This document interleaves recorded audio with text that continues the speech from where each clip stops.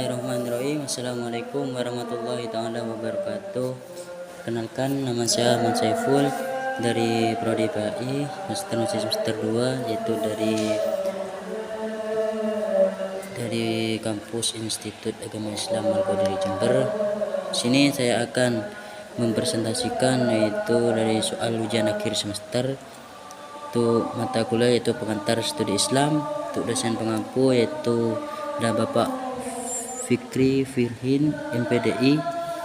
Yang pertama yaitu mengenai soal, setelah Anda mengetahui mata kuliah pengantar studi Islam, tentu Anda mengetahui apa dinamika mata kuliah pengantar studi Islam, juga apa sebenarnya tujuan dari mata kuliah pengantar studi Islam. Kemukakan pendapatmu.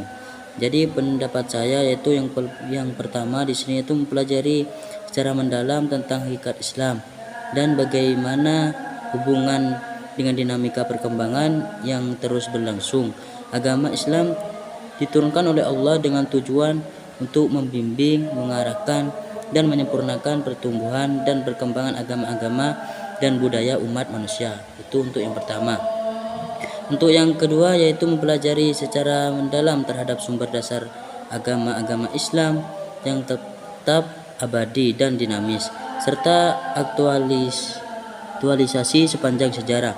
Studi ini berdasarkan kepada asumsi bahwa agama Islam adalah agama samawi terakhir yang membawa ajaran yang bersifat final, mampu memecahkan persoalan kehidupan manusia, menjawab tantangan, dan senantiasa aktual sepanjang masa. Yang ketiga itu mempelajari secara mendalam terhadap pokok isi ajaran Islam asli dan bagaimana operasionalisasi dalam pertumbuhan budaya dan peradaban Islam sepanjang sejarah.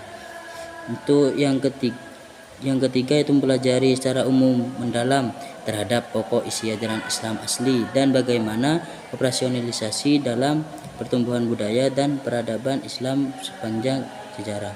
Yang terakhir, yang keempat, yaitu mempelajari secara mendalam terhadap prinsip-prinsip dan nilai-nilai dasar ajaran Islam, bagaimana perwujudannya dalam membimbing dan mengarahkan serta mengontrol perkembangan budaya dan peradaban manusia pada zaman modern ini.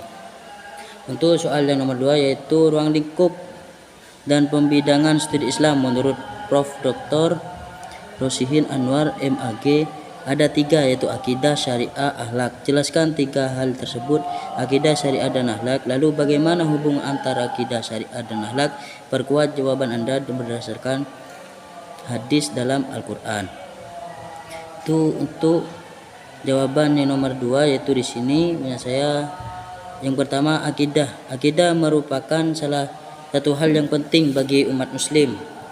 Untuk membantu Anda dalam mengenal definisi akidah, mari kita simak ulasan lengkap mengenai pengertian akidah dalam Islam lengkap dengan dalil yang membahasnya. Yang penting itu dipahami umat Islam.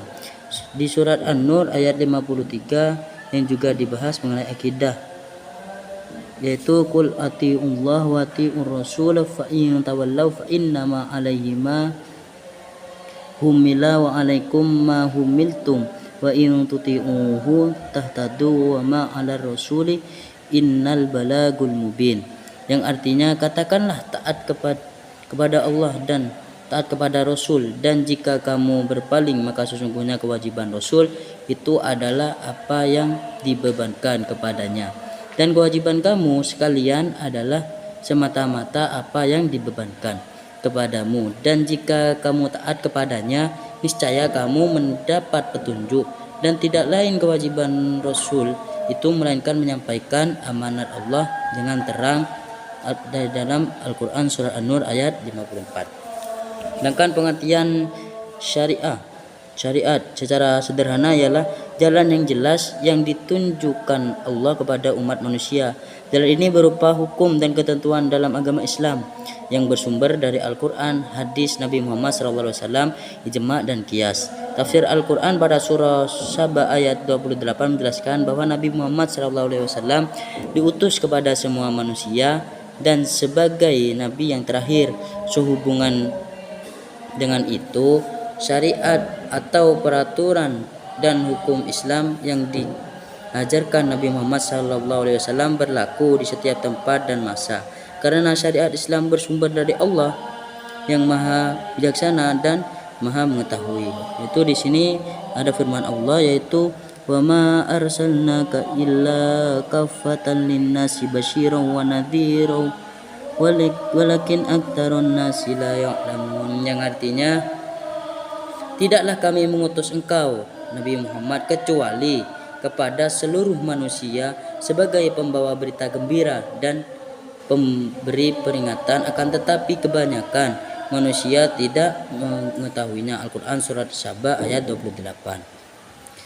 Yang terakhir, yang ketiga itu akhlak, berasal dari bahasa Arab dari kata khuluq yang berarti tingkah laku, tabiat atau beragai. Secara istilah, akhlak yaitu sifat yang dimiliki seseorang telah melekat dan biasanya akan tercermin dari perilaku orang tersebut.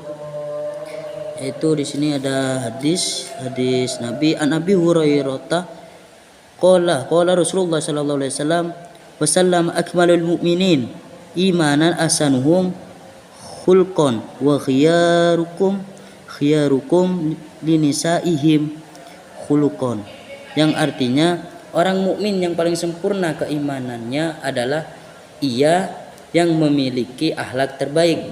Yang terbaik di antara kalian adalah yang terbaik akhlaknya kepada pasangannya. Hadis riwayat At-Tirmidzi.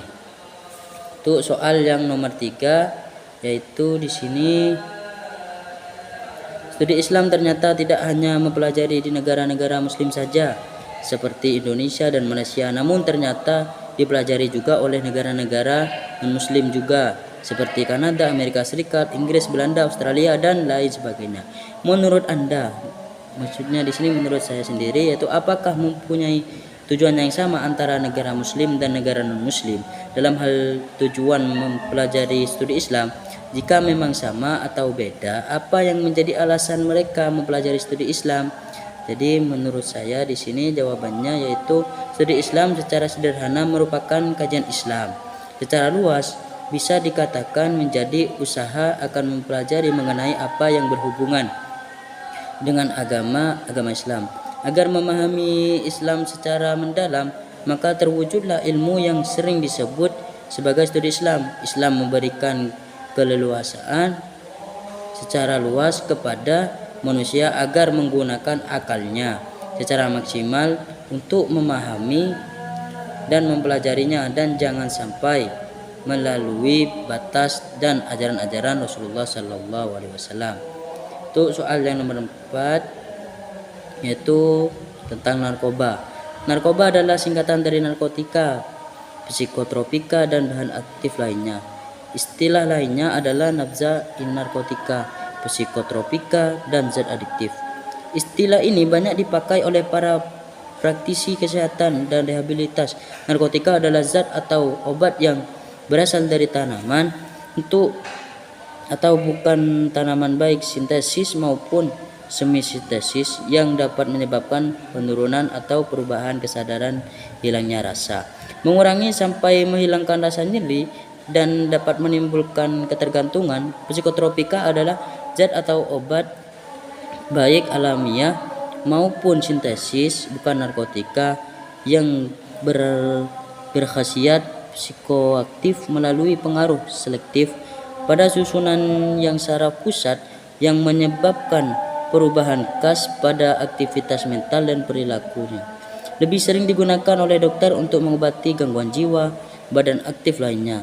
Adalah zat bahannya bukan narkotika dan psikotropika yang berpengaruh pada kerja otak dan dapat menimbulkan tergantungnya. Undang-Undang Nomor 22 Tahun 1997 tentang narkotika. Bahan ini bisa mengarahkan atau sebagai jalan adiksi terhadap narkotika. Dalam istilah para ulama, narkoba ini termasuk dalam pembahasan mufattirat, pembuatan lemah, atau mukhaddirat, pembuatan mati rasa.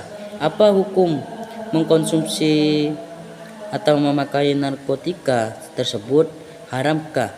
Karena narkotika tidak disebutkan dalam Al-Quran dan hadis, kemukakan pendapat Anda. Jadi untuk jawabannya saya di sini, jawaban 4 yaitu hukumnya mengkonsumsi narkoba dan sejenisnya apapun bentuknya telah disepakati keharamannya. Jadi hukumnya itu haram oleh yang disepakati oleh para ulama.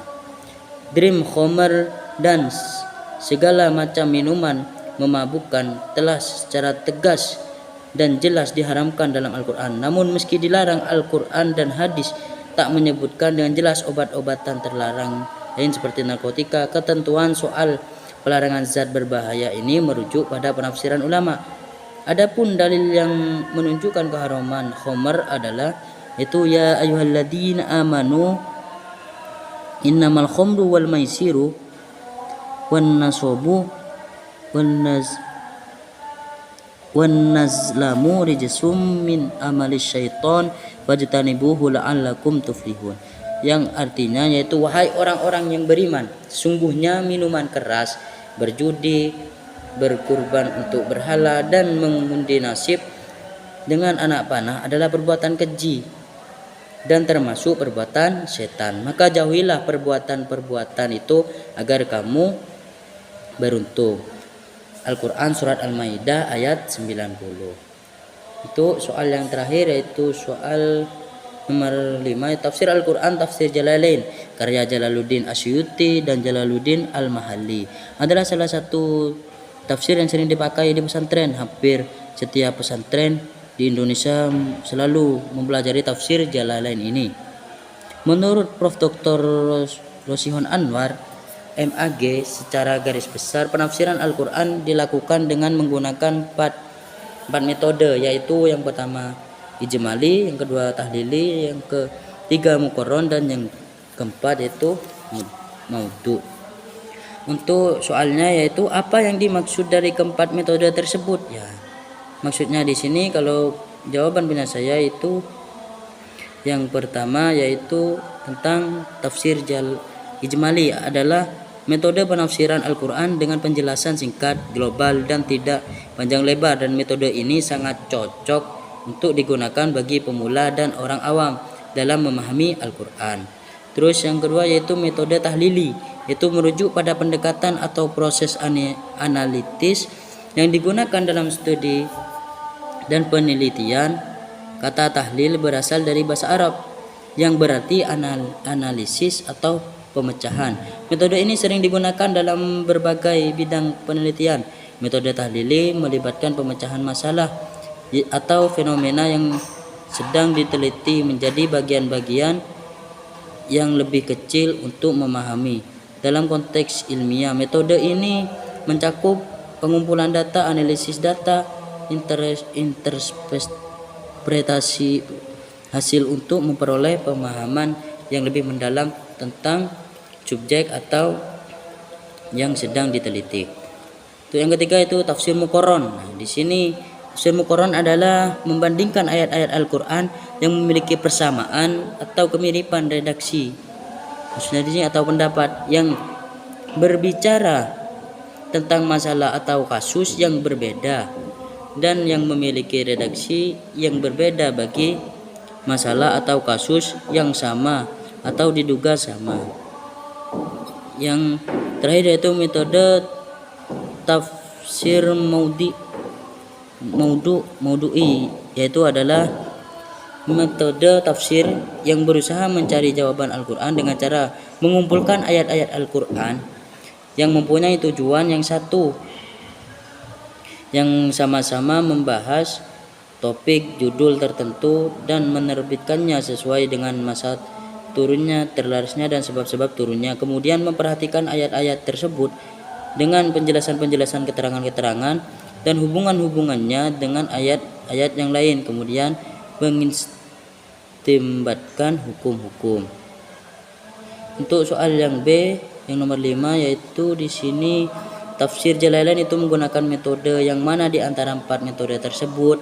Jelaskan ya. Jadi punya saya di sini yaitu menggunakan metode tahlili, analitik. Kenapa? Karena metode ini adalah yang paling tua dan paling sering digunakan menurut Muhammad Bakir As-Sof as-Sokder. Metode ini disebut sebagai metode takzil. Adalah metode yang menafsirnya berusaha menjelaskan kandungan ayat-ayat Al-Quran dari berbagai seginya dengan memperhatikan runtutan ayat Al-Quran sebagai tercantum dalam Al-Quran. Tafsir ini dilakukan secara berurutan ayat demi ayat, kemudian surat demi surat dari awal hingga akhir sesuai dengan susunan Al-Quran. Dia menjelaskan kosakata dan lafal, menjelaskan arti dikehendaki.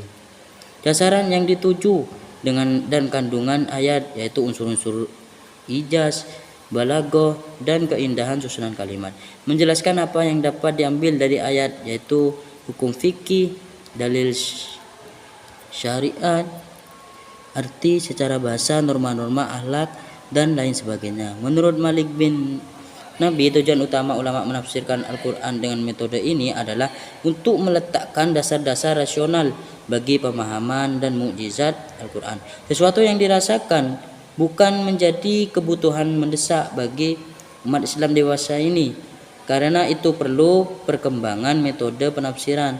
Karena metode ini menghasilkan gagasan yang beraneka ragam dan terpisah-pisah.